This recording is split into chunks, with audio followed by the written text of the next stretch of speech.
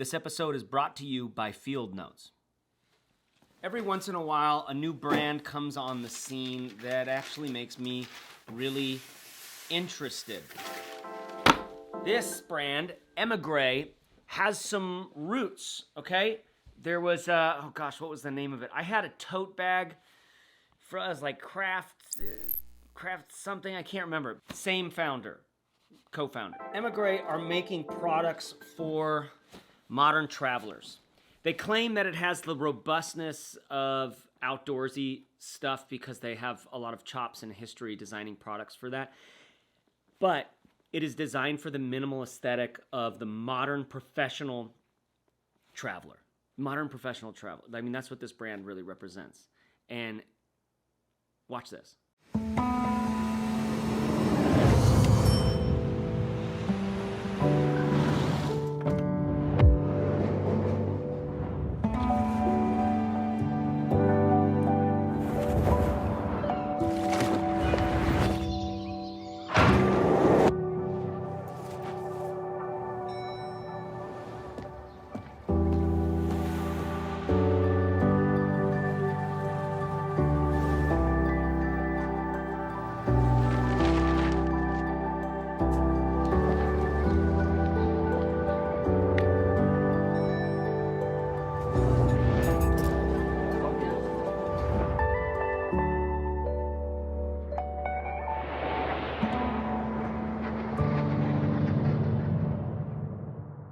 I thought that was really good. I kind of cried. I think it's the music, but it also is these solitary figures with these moments of interacting with other people and like all this work, and it's just a symbol of the life that we're living, you know?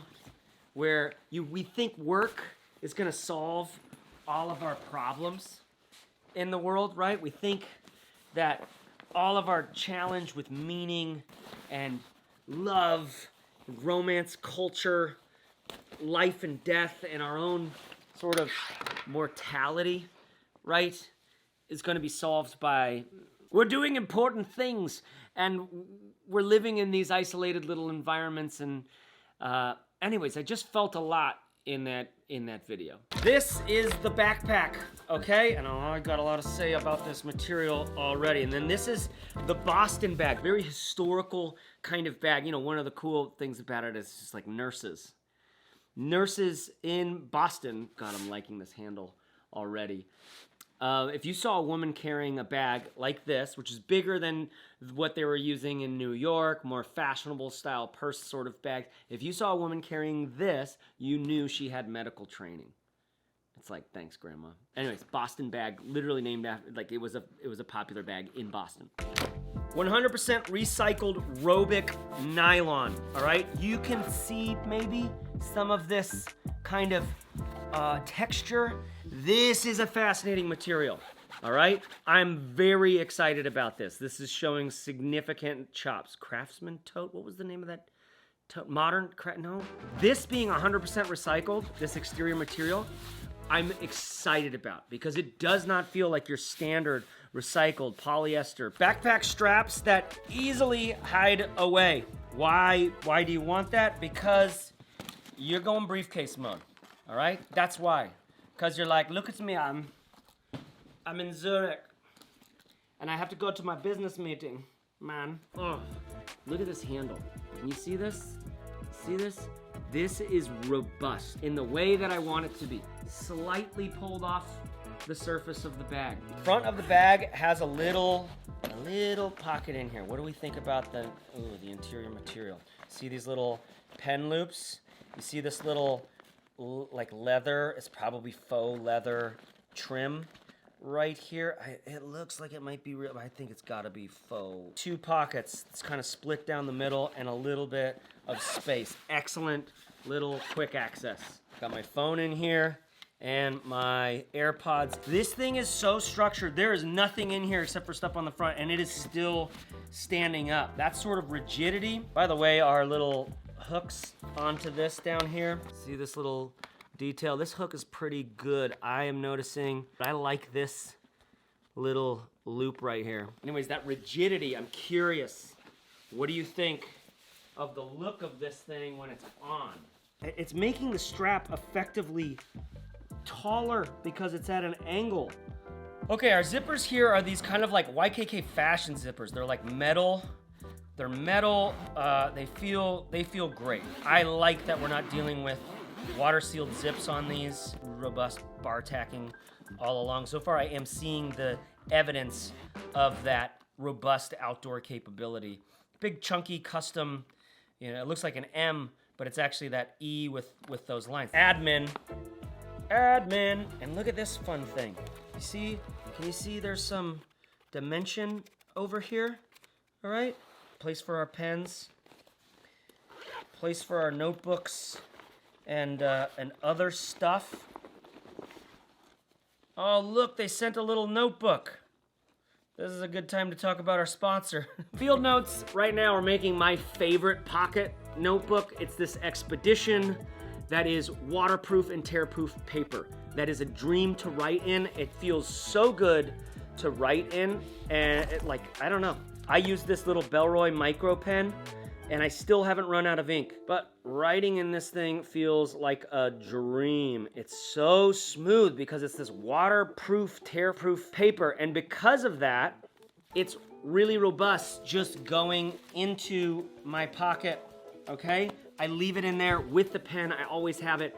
I'm writing down things in there differently than I'm writing my digital notebook, which I've done for forever, and I still do. The notes that I take digitally, I tend to be really verbose. And here, it's just very different. Little bits and bops, little stuff as it comes. You know, the whole saying with these guys is, I'm not writing it down to remember it later, I'm writing it down to remember it now. Because the act of writing does change it. It's like a butterfly's wing, changes the future or whatever. My thanks to Field Notes for supporting the channel. Links to all that stuff below. Again, please do use my link. It lets them know where you came from. And get the quarterly subscription thing. Just get it going, and so you don't have to be precious about your notebook, right? You can just start writing stuff in it. Just go. And then you just put it in a pile. Over time, a year from now, you go back and look at those, you're gonna remember stuff you... Anyways, look at this. Look at how this is going right here. Look at this sort of chunk. This I really dig. Meshy sort of side thing. This is supposed to be where the water bottle goes. And look, my 32-ounce Owala water bottle. Then it's this way. Yeah, look at that. Perfect little knapsack. Yoink and yoink. What about getting it in? Once I've kind of broken some creases into there, and that works perfectly. Another spot for my tablet, which goes right in there. And I've got some space here for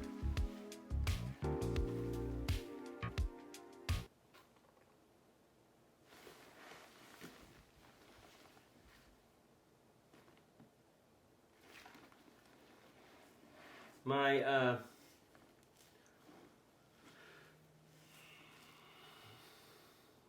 papers. My business papers, man. Or snacks or something like that. Now, check this out.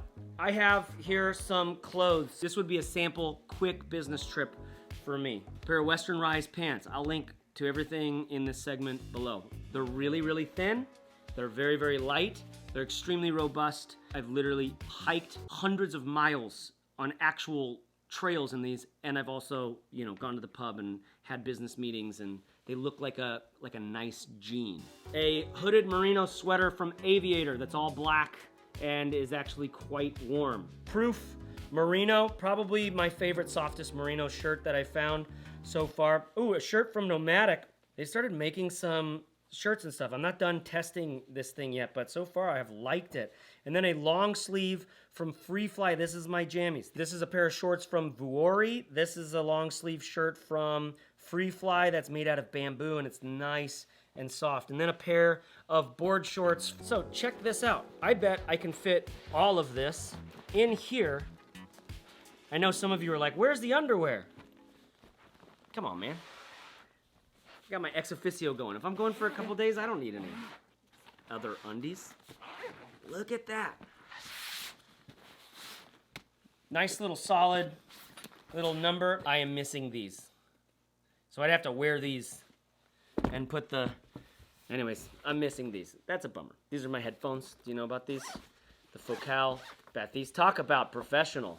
These are for sure the most comfortable for travel, for work. They are USB-C.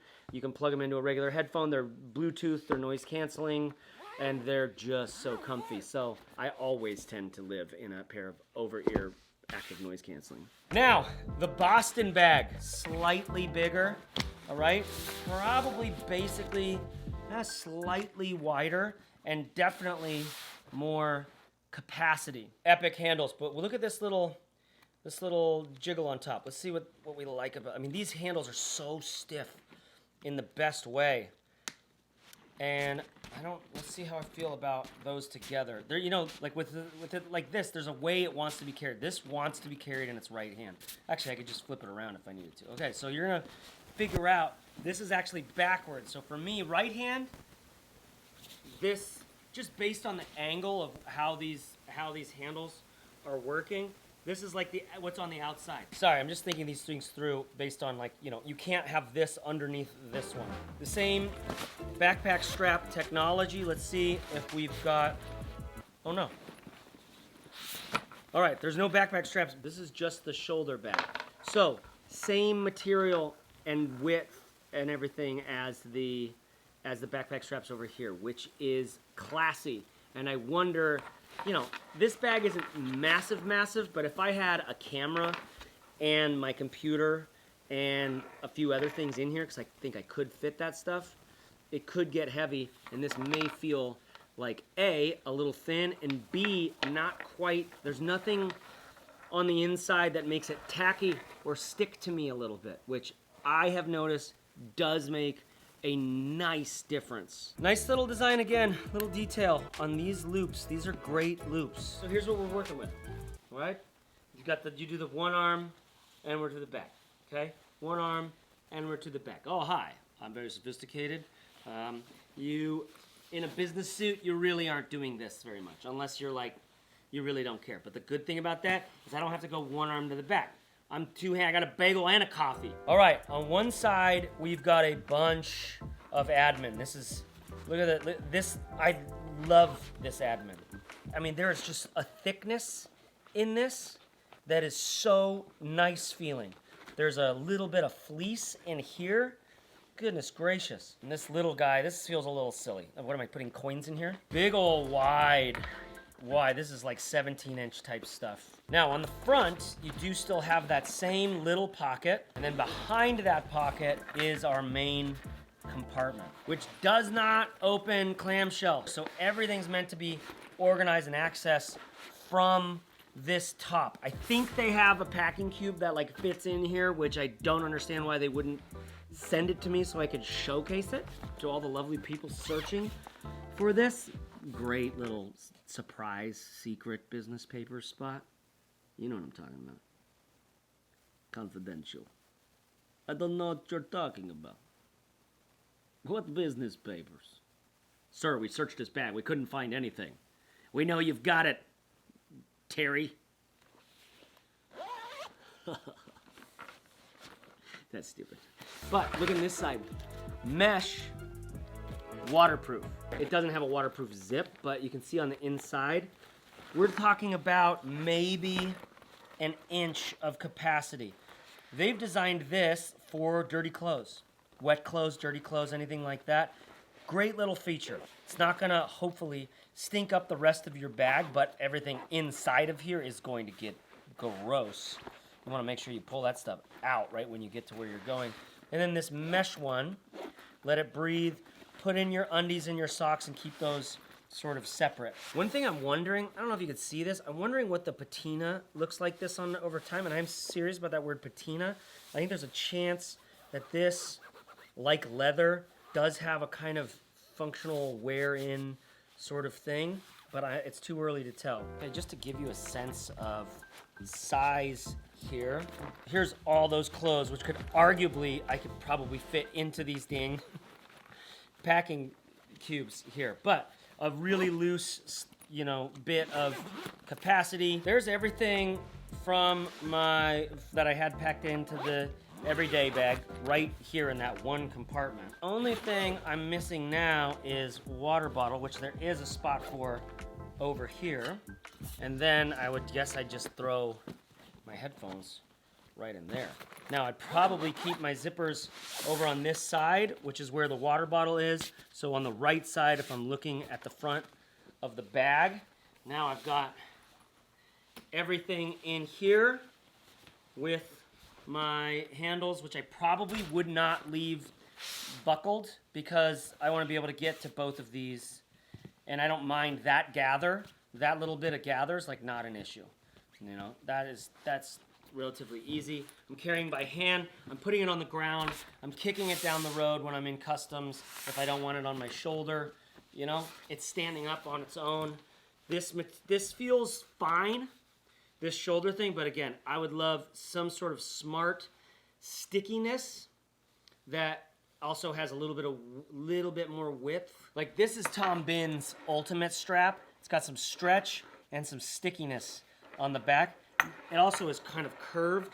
This thing is like tacky looking when you're going like, yeah, we must go to Europe. Why? Because that's where all the people with cool hair are. And they're much more sophisticated. Well, I can't. I have to use... All right, so there are these two bags from Émigré.